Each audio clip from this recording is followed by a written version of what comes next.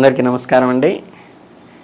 ఈ జూలై నెలలో మనకి ద్వాదశ రాశుల ఫలితాలు తెలుసుకుందాం. ఇప్పుడు ప్రధానంగా ఈ వృషభ రాశికి ఈ నెలలో జరిగేటువంటి శుభ అశుభ ఫలితాలు ఏమిటి, వాళ్ళు ఎలాంటి జాగ్రత్తలు తీసుకుంటే మంచి ఫలితాలు పొందుతారు అనే విషయాల గురించి మనం ఇప్పుడు తెలుసుకుందాం. ముందుగా ఈ జూలై మాసంలో వృషభ రాశి వారికి సంబంధించి ఏ ఏ గ్రహాలు ఏ ఏ స్థానాల్లో ఉంటాయనేది ముందుగా మనం చర్చించుకుంటే మనకి ఫలితాలు అర్థమవుతూ ఉంటాయి. ప్రధానంగా జూలై 16 నుండి ఏంటంటే రవి కర్కాటక రాశిలో సంచరిస్తాడు. అంటే ద్వితీయంలో ఉన్నటువంటి ఆయన రవి జూలై 16 నుంచి ఏంటంటే భాతృస్థానంలోకి రావడం జరుగుతుంది. అంటే అండదండల భాతృస్థానం నుంచి అక్కడ ఉండేటువంటి అవకాశం ఉంది.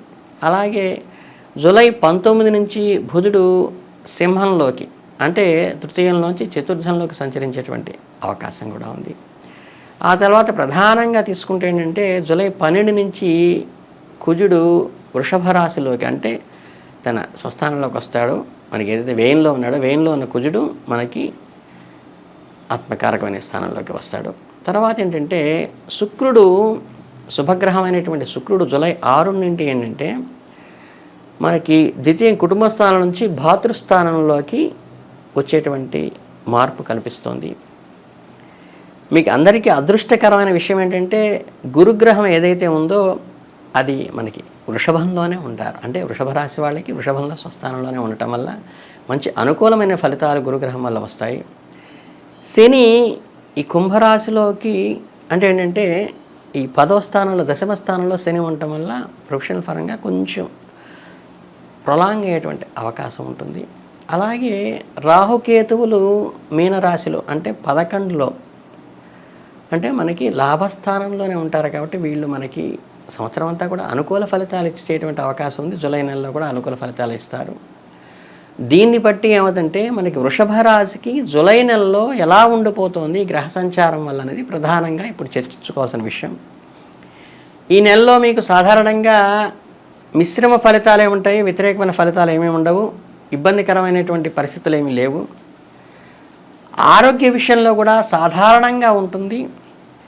కెరీర్ విషయంలోనే కొద్దిగా చిన్న చిన్న సమస్యలు వచ్చినప్పటికీ కూడా అంచనాలో మీరు విజయం సాధిస్తారు. ఉద్యోగంలో ఈ ప్రథమార్థంలో ఏదైతే ఉంటుందో అంటే మొదటి 15 డేస్లో మీకు ప్రధానంగా నార్మల్గా స్మూత్గా అడక్వేట్గానే ఇబ్బంది లేకుండా వెళ్ళిపోతుంది. ముఖ్యంగా మీ యొక్క పై అధికారుల కారణంగా మీకు కొంచెం మీరు బాగా చేస్తారన్న ఉద్దేశంతో మీకు పని ఎక్కువగా ఇవ్వటం వల్ల ఏమవుతుందంటే మీకు పని భారం పెరిగి మీకు ఆ వర్క్ ప్రెషర్ వల్ల కొన్ని చిన్న చిన్న సమస్యలు వస్తాయి. వేరే ఇబ్బందికరమైన రాదు కానీ వర్క్ ప్రెషర్ అనేది పెరుగుతుంది. మీ అభిప్రాయాలు కానీ ఆలోచనలు కానీ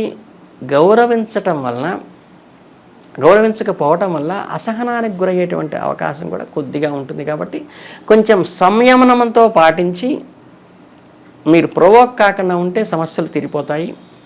మీరు మీ పై అధికారులతో వ్యవహరించేటప్పుడు ఈ విషయంలో కొంచెం జాగ్రత్తగా ఉండి కొంచెం ఒబీడియన్స్గా ఉండి ఎక్కడ తగ్గాలో తెలిసిన వాడు అన్నట్టుగా ఏదో సినిమాలో చెప్పినట్టుగా తగ్గి ఉంటే మీ వర్క్ ప్రెషర్ని చక్కగా చేసేసి ఆయనకి అవుట్పుట్ ఇచ్చేస్తే మంచి అప్రిషియేషన్ కూడా పొందుతారు.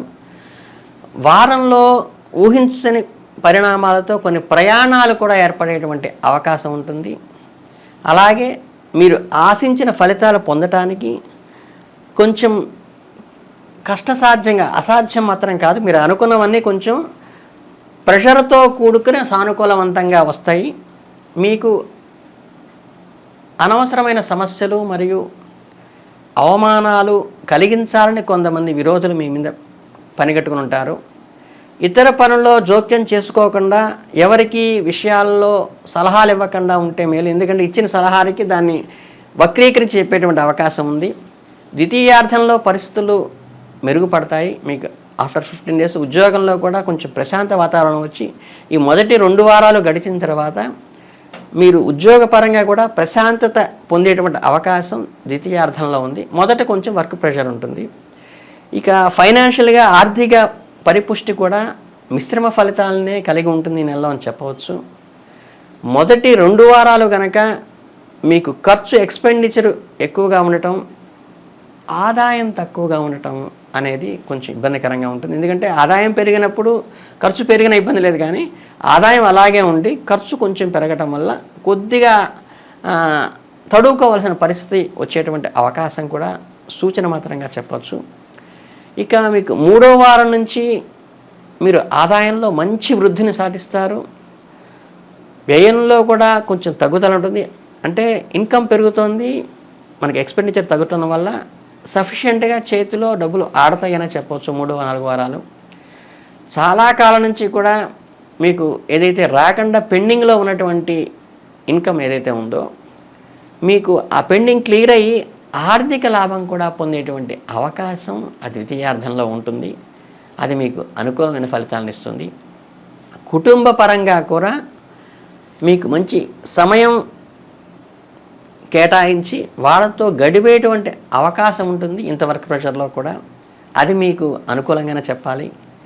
మీ కుటుంబ సభ్యుల నుంచి మీకు మంచి మద్దతు అంటే సపోర్ట్ కూడా వచ్చి, ఏం పర్వాలేదండి, మేము ఉన్నాం కదా, మీరు చక్కగా అవన్నీ పట్టించుకోబాకండి అనే మోరల్ సపోర్ట్ వస్తుంది. అదే మీ కుటుంబ భాగస్వామి నుంచి మీకు అందేటువంటి మంచి సపోర్టు. మీకు కుటుంబ కార్యక్రమాల్లో కూడా మంచి ఆహ్లాదకరమైన వాటిలో చూస్తారు. కనుక ఏంటంటే మీ స్పౌస్ యొక్క సలహాని నెలలో ఖచ్చితంగా పాటిస్తూ జాగ్రత్తగా వెళ్ళండి. ఈ నెలలో మీరు ఇల్లు లేదా స్థిరాస్తికి సంబంధించిన లావాదేవీలు ఏదైనా ఉంటే అవి కంప్లీట్ చేసుకోవచ్చు. మీ సంతానం కారణంగా కూడా వాళ్ళ వల్ల పొందేటువంటి మెరిట్ వల్ల మీకు ఒక రకమైన ఆనందాన్ని కలిగించేటువంటి ఆస్కారం కూడా ఈ నెలలో ఉంది. అది మంచి శుభపరిణామం. మన కష్టం అంతా పడేది పిల్లల కోసమే కాబట్టి వాళ్ళ తరఫు నుంచి మనకు ఆనందకరమైన విషయం ఒకటి తెలుస్తుంది. ఆరోగ్యపరంగా ఈ నెలలో కొంచెం సాధారణంగానే వెళుతూ ఉంటుంది. ఈ నెల ప్రథమార్థంలో మీరు ఈ ఐకి సంబంధించినటువంటి సమస్యలు కొన్ని ఏర్పడేటువంటి ఉంటుంది. తలనొప్పి లేదా జ్వరంతో కూడా బాధపడేటువంటిది ఉంటుంది. కాబట్టి ఇవి బెడ్ రెడ్ అనేటువంటి పరిస్థితులు ఏం లేవు, కానీ చిన్న చిన్న అనారోగ్య సమస్యలతో కొంత ఔషధ సేవనం చేయాల్సిన పరిస్థితి వస్తుంది. ఈ మొదటి 2 వారాల్లో ఈ సమస్యలు కొంచెం ఉంటుంది కాబట్టి దాన్ని చిన్న చిన్న మెడికేషన్స్ అవసరమైతే తీసుకోండి. ద్వితీయార్థంలో మాత్రం ఆరోగ్య సమస్యలే ఉండవు. మీకు పర్ఫెక్ట్గా ఆరోగ్యం ఉంటుందని చెప్పచ్చు. ఈ సమస్యలు తొలగిపోతాయి. ఈ నెలలో సరైన జాగ్రత్త తీసుకోవటం వల్ల ఏమవుతుందంటే, ఎక్కువ నీరు తీసుకోవటం వల్ల ఆరోగ్య సమస్యల నుంచి మీరు బయటపడేటువంటి అవకాశం ఉంటుంది. కాబట్టి ఆ సూచన మాత్రం పాటించండి. వ్యాపారంలో ఉన్నవారు ఈ నెలలో సాధారణంగా ఎదుగుదలని కలిగి ఉంటారు. నార్మల్ గ్రోత్ ఉంటుంది. ఎందుకంటే మీరు చేపట్టిన ప్రతి పనిలో కూడా ఏవైతే అడ్డంకులు ఉన్నాయో అవన్నీ కొంచెం ఏంటంటే వర్క్ ప్రెషర్ అయ్యి ఆలస్యాన్ని కలిగిస్తాయి. కాబట్టి మీరు కొంచెం సంయమనంతో పాటించి జాగ్రత్తగా కనుక ముందుకు వెళితే ఆ అవరోధాలను అధిగమించి మీరు అనుకున్నది అచీవ్ అవుతారు.